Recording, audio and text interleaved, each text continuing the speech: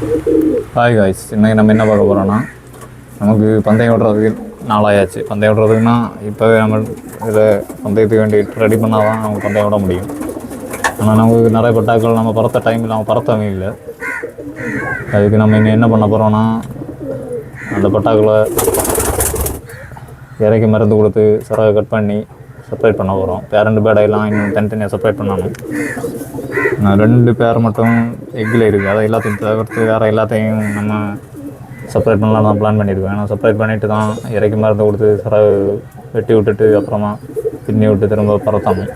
அப்போ பறத்து என்ன கண்டிஷனில் இருக்கோ அதை பொறுத்து தான் நம்ம பந்தயம் விடுறது பிளான் பண்ணியிருக்கோம். ஆனால் சில பட்டா இறக்கையில் பறக்காமல் இருந்தாலும் வளர்ந்ததுக்கப்புறம் இறக்கை கொடுக்கும்போது பறக்கும். அப்படியும் இருக்குது நிறைய பேர்டுகள். அதனால் இந்த தடவை நம்ம அதான் ட்ரை பண்ண போகிறோம்.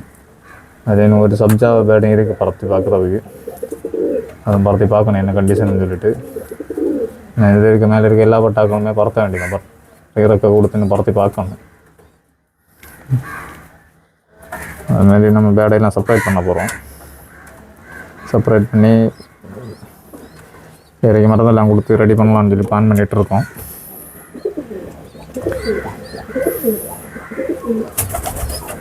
உங்கள் எல்லாருமே இப்படி பேடுகள் இருந்தால் நீங்களும் ட்ரை பண்ணுங்கள். ஏன்னா பட்டா இறக்கால பறக்காத பேடு கண்டிப்பாக இறக்கா கொடுக்கும்போது பறக்கும். அதுதான் இப்போ பிளான் பண்ணிகிட்ருக்கோம். நம்ம பந்தயத்துக்கு வேண்டி ரெடி பண்ணுறது அடுத்த வீடியோவில் போடுற மாதிரி இருக்குது.